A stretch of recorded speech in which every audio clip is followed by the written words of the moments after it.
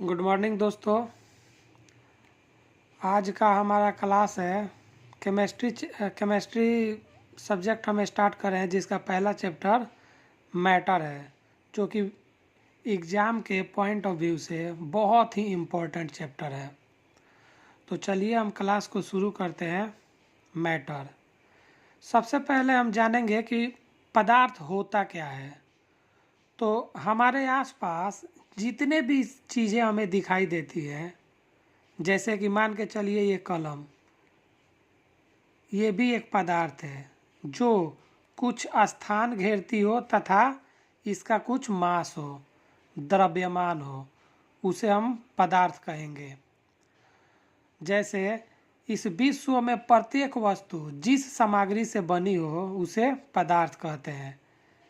वस्तु कुछ भी हो सकती है, जैसे कि हवा जिसे हम सांस लेते हैं, चाहे एक बालू का कण हो गया, या पौधे, पेड़, बादल, तालाब, पत्थर, ये सब जो है ना, ये पदार्थ है। तो पदार्थ हम अपने आसपास हमेशा देखे जा सकते हैं। पदार्थ का भौतिक स्वरूप क्या होता है, मतलब हम कैसे पहचानेंगे कि मतलब पदार्थ का कि ये भौतिक स्वरूप क्या है इसका। तो इसका जो पहला है वो होता है कि पदार्थ कणों से मिलकर बना है। दोस्तों इसको ध्यान से समझिएगा, एक बार समझ लीजिएगा ना तो ये कभी नहीं भूलेंगे आप। पदार्थ कणों से मिलकर बना होता है। इस पे क्या है कि हर एक वैज्ञानिकों ने अपना अपना मत दिया था, अलग अलग मत दिया था। तो पहला है पदार्थ कणों से मिलकर बना होता है। ये कण कैसे भी हो सकते हैं, बहुत छोटे छोटे हो सकते हैं। ये कण जो है ये लकड़ी के टुकड़े की तरह हो सकते हैं, या रेत के कण की तरह हो सकते हैं। रेत मतलब जो बालू होता है। दूसरा है पदार्थ के कण निरंतर गतिशील होते हैं। इसको हम कैसे पहचानेंगे, जैसे कि पदार्थ के कण निरंतर गतिशील होते हैं, तो इसको आप कैसे देखेंगे। जैसे क्लासरूम में या अपने घर में एक अगरबत्ती जला दीजिए, तो आप देखेंगे ना कि उसके जो धुआं है या उसकी खुशबू है एक छोर से दूसरे छोर तक पहुंच जाता है। तो इससे हम बोल सकते हैं कि पदार्थ के कण जो है हमेशा गतिशील करते हैं, हमेशा गति में रहते हैं। तीसरा है पदार्थ के कणों के बीच रिक्त स्थान होता है। पदार्थ के कणों के बीच रिक्त स्थान होता है, इसको हम कैसे जानेंगे। जैसे एक आप पानी ले लीजिए, पानी का एक जार ले लीजिए, इसमें क्या कीजिए आप पानी ले लीजिए। अब इसमें आप नमक या चीनी को डालिए, और जब आप नमक और चीनी डालेंगे ना तो वो इसमें पूरी तरह से घुल जाते हैं। इससे ये पता चलता है कि पानी के बीच कुछ जगह है, खाली जगह, जिस रिक्त स्थान जिसमें ये चीनी घुल गई। चौथा है पदार्थ के कण एक दूसरे को आकर्षित करते हैं। ये जो कण होता है ना, जो आकर्षित करते हैं, ये पदार्थ में अलग अलग हो सकता है।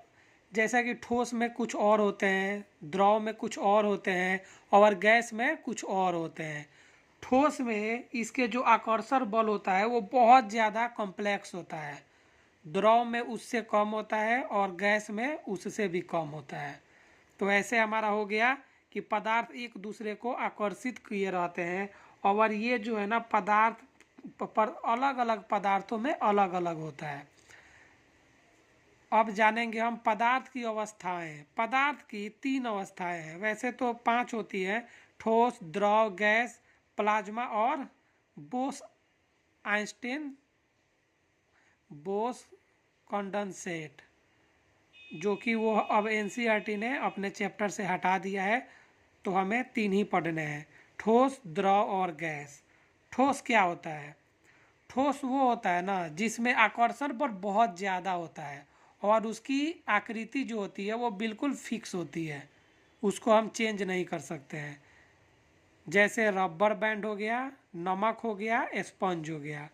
द्रव द्रव में आकर्षण बल कम होता है एज कंपेयर टू ठोस सॉलिड। और तीसरा हो गया गैस, एलपीजी और सीएनजी। इसमें जो होता है ना आकर्षण बल वो बहुत ही कम होता है, इसीलिए आप देखते हैं गैस इधर उधर अपने मूव करते रहते हैं, उसमें आकर्षण बल नहीं होता है। अब हम पढ़ेंगे वाष्पीकरण। वाष्पीकरण को प्रभावित करने वाले कारक। वैसे सबसे पहले हम जानेंगे कि वाष्पीकरण होता क्या है। तो ये जो होता है ना वाष्पीकरण, ये पदार्थ की अवस्था बदल देता है। जैसे कि जल है वो जब सूर्य के प्रकाश में बहुत ज़्यादा हीट होता है तो वो वाष्पीकृत होता है, और वाष्पीकृत होकर वह वाप में बदल जाता है। आपने अक्सर ही ये सब देखा होगा। तो हम बोलेंगे कि ये यहाँ पे वाष्पीकरण हो रहा है। और वाष्पीकरण को प्रभावित करने वाले बहुत सारे कारक हैं, जिसमें पहला है सतह का क्षेत्र बढ़ाने पर। सतह का क्षेत्र बढ़ाने पर, जैसे कि मान लीजिए कोई कपड़ा है, आप उसको ऐसे ही मोड़ के रख दो तो जल्दी सूखेगा, या उसको फैला के रख दो तब जल्दी सूखेगा। हम फैला के रखेंगे तो जल्दी सूखेगा, पता ही है आपको। इससे ये साबित होता है कि अगर हम सतह का क्षेत्र बढ़ा देते हैं तो वाष्पीकरण तेजी से होता है। दूसरा है तापमान में वृद्धि। तापमान में वृद्धि एक तो हो गया ठंडी के दिनों में और एक हो गया गर्मी के दिनों में। गर्मी के दिनों में ठंडी के दिनों से जल्दी कपड़े सूख जाते हैं, क्योंकि उसमें सनलाइट जो है ना वो तेज होता है। तीसरा है आर्द्रता में कमी, ह्यूमिडिटी। वो भी आप वैसे ही देख सकते हैं, ठंडी के दिनों में कपड़े सूखने में बहुत समय लगता है, एक एक दिन दो दो दिन लग जाते हैं, जबकि गर्मी के दिनों में कुछ ही घंटों में कपड़े सूख जाते हैं। इससे ये होता है कि आर्द्रता में कमी है, कमी के वजह से वाष्पीकरण तेजी से होता है। चौथा है वायु की गति में वृद्धि। आपने अक्सर देखा होगा कि अगर वायु तेज चलती है ना तो उसमें कपड़े जल्दी सूख जाते हैं। तो इससे क्या होता है कि वाष्पीकरण क्योंकि वाष्पीकरण की गति तेज हो जाती है, जिससे कपड़े जल्दी सूख जाते हैं। एक चीज़ याद रखिएगा, ये क्वेश्चन पूछा हुआ भी है और पूछ भी सकता है कि नाखूनों के पॉलिश हटाने में जिस केमिकल का उपयोग किया जाता है ना उसे एसीटोन कहते हैं। उसे क्या कहते हैं? एसीटोन। ये क्वेश्चन पूछा भी हुआ है कि नाखूनों के पॉलिश हटाने में एसीटोन का प्रयोग किया जाता है। अच्छा, एक चीज़ और, जो हम लोग वोटिंग करते हैं तो हमारे नाखूनों पे वो जो केमिकल लगाते हैं वो क्या होता है? वो सिल्वर नाइट्रेट होता है। ये चीज़ भी ध्यान रखिएगा। अच्छा, जो अपना पदार्थ की अवस्थाएं हैं ठोस, द्रव और गैस, ये क्या होते हैं? देखिए, अगर ठोस को हम ऊष्मा देंगे ना तो वो द्रव में बदल जाता है। एग्जाम्पल बर्फ। बर्फ ठोस अवस्था में होता है, उस पर जब हम ऊष्मा देंगे तो वो द्रव अवस्था में बदल जाएगा। और द्रव को जब ऊष्मा देंगे तो वो वाष्प में बदल जाता है, यानी कि गैस में बदल जाता है। लेकिन अगर गैस को हम शीतल करेंगे तो वो, जैसे मान के चलिए आपने देखा होगा कि वाष्प को ऐसे उड़ते हैं ना, तो अगर थाली के ऊपर कुछ कुछ बूंदें जम जाती हैं तो वो क्या होता है? द्रव में परिवर्तित हो जाता है। और अगर द्रव को शीतल करेंगे तो वो ठोस में बदल जाते हैं। जैसे अगर आप पानी होता है वाटर, वो लिक्विड स्टेट में होता है, उसको आप क्या करें कि ठंडा करें तो वो सॉलिड स्टेट में बदल जाता है। तो ये जो फ्लो चार्ट है इसको आप लोग ध्यान रखिएगा। चलिए अब हम आगे बढ़ते हैं। अगला है हमारा रासायनिक वर्गीकरण। दोस्तों हम धीरे धीरे सारा चीज़ इसमें कवर करेंगे, जो ग्रुप डी में सारा जितने भी क्वेश्चन आएंगे ना, इससे अलग एक भी क्वेश्चन नहीं आएगा। हम केमिस्ट्री का सेक्शन भी पूरा करेंगे, पूरा फिजिक्स का भी और बायोलॉजी का भी, वो भी बिल्कुल डिटेल में और एनसीईआरटी बेस्ड है। तो चलिए हम जानते हैं रासायनिक वर्गीकरण।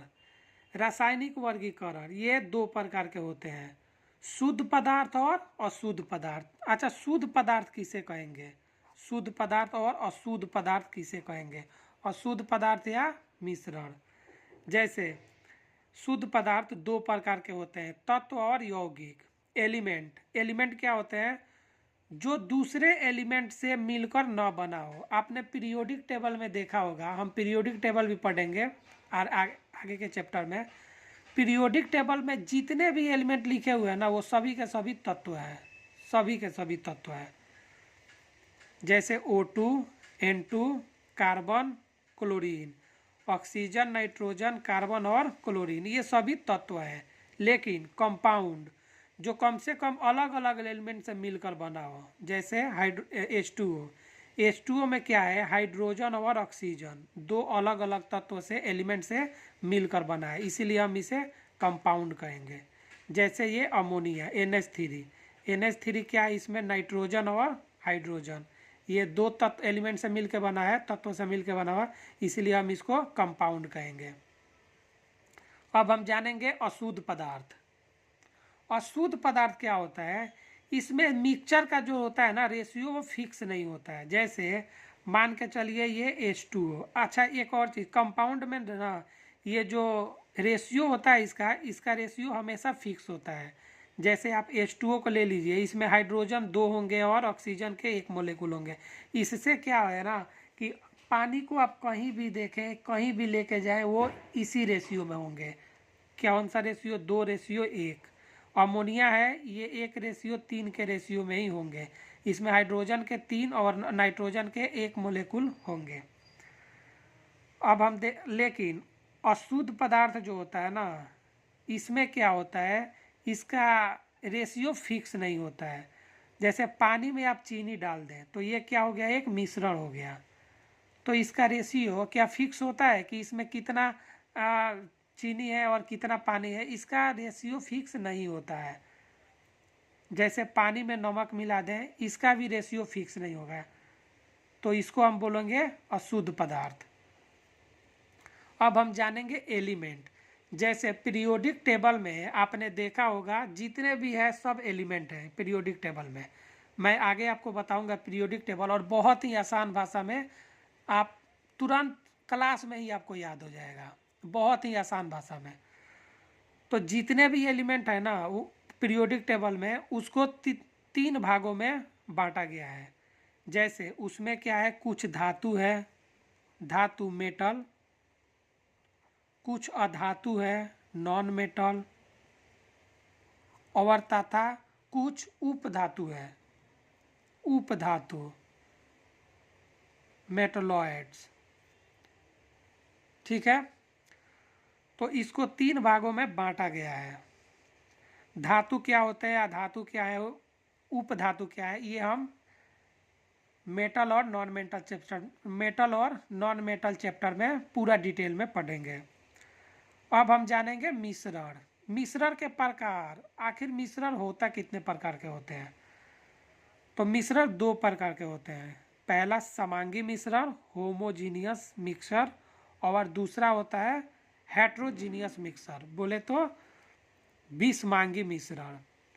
तो समांगी मिश्रण क्या होता है, समांगी मिश्रण हम उसको बोलेंगे ना, जैसे कि मान के चलिए जल और चीनी, वैसा मिश्रण जिसमें पूरी तरह से घुल जाए, मिक्सर जो होता है ना, विलेय और विलायक पूरी तरह से घुल जाए, उसको हम लोग बोलेंगे समांगी मिश्रण।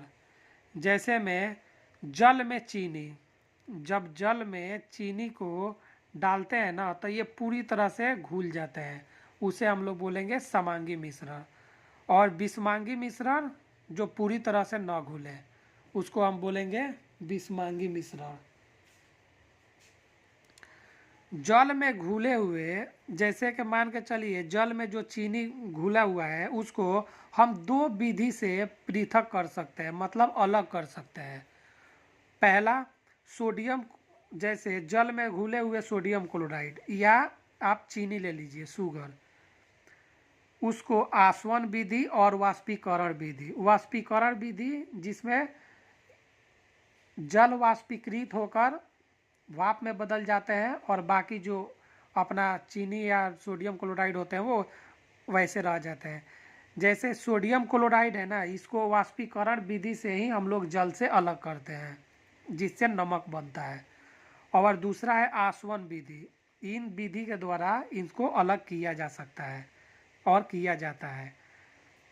और एक चीज़ और याद रखिएगा कि आयोडीन और एल्कोहल का विलयन को टिंचर आयोडीन बोलते हैं, टिंचर आयोडीन।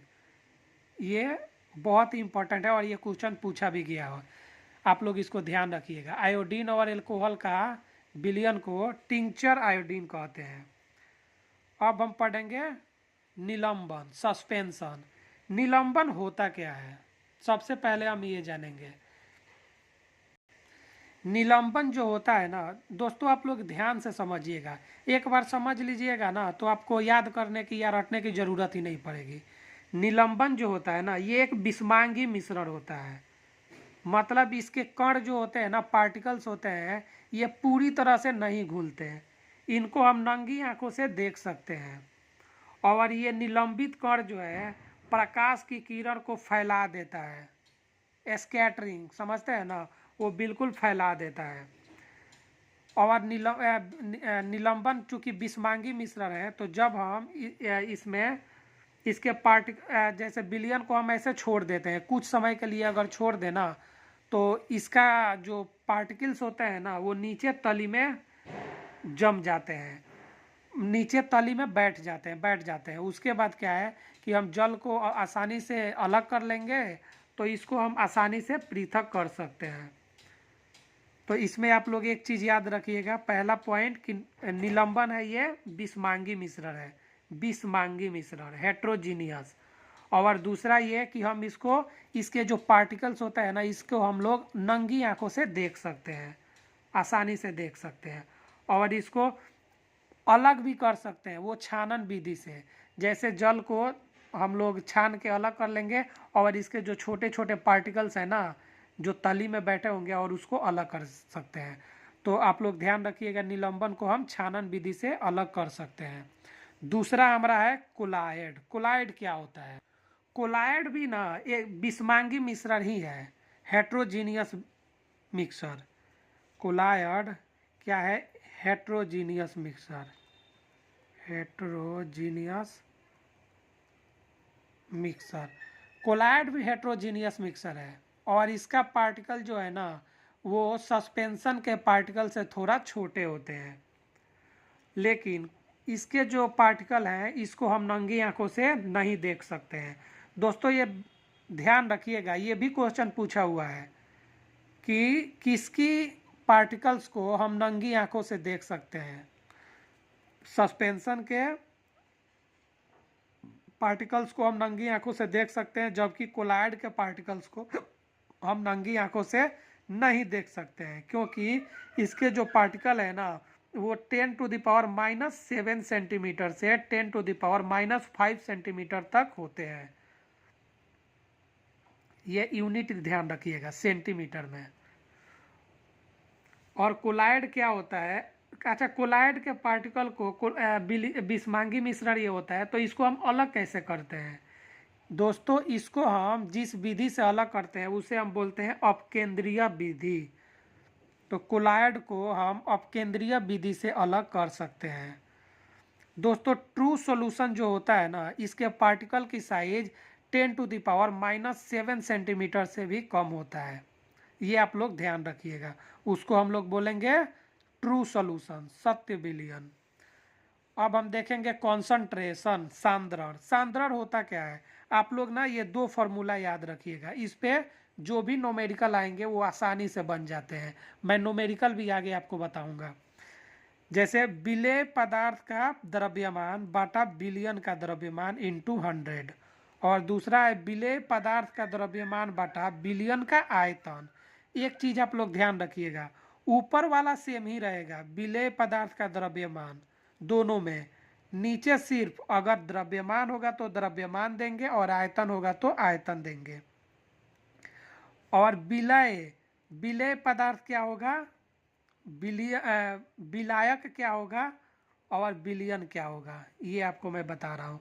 जैसे पानी में चीनी को जब घोलते हैं ना तो पानी हो गया विलायक, पानी ये विलायक हो गया, और विलेय पदार्थ हुआ चीनी। आप लोग ऐसे ध्यान रखिएगा कि पानी जो है ना चीनी को खुद में मतलब बिला लेता है, तो चीनी जो हो गया वो विलेय हो गया, ठीक है। और पानी जो है विलायक हो गया। पानी चीनी को खुद में क्या करता है, बिलवा लेता है, मतलब बिला जाता है, हम लोग बोलते हैं ना भोजपुरी में वैसे। तो विलेय जो हुआ वो चीनी हो गया और विलायक जो हो गया वो पानी हो गया, और ये दोनों के सॉल्यूशन को हम लोग बोलेंगे विलयन। तो दोस्तों हमारा मैटर जो है जितना जितना इसमें इम्पोर्टेंट था मैंने आपको बता दिया। इसके क्वेश्चन भी हम करेंगे, क्वेश्चन का सेक्शन डेली बेसिस पर मैं अपलोड करता रहूँगा, और हर एक चैप्टर वाइज हम पूरा इसका पूरा सिलेबस कवर करेंगे, वो भी एनटीपीसी और ग्रुप डी के एग्ज़ाम के ठीक पहले। और लास्ट में मैं आपको मैराथन क्लास भी दूंगा। तो अगर ये क्लास आपको अच्छा लगा हो और अच्छे से आपको समझ में आया हो तो सपोर्ट करें मुझे, और चैनल को सब्सक्राइब करें ताकि आपको डेली बेसिस पे नोटिफिकेशन मिलता रहे। थैंक यू दोस्तों, धन्यवाद।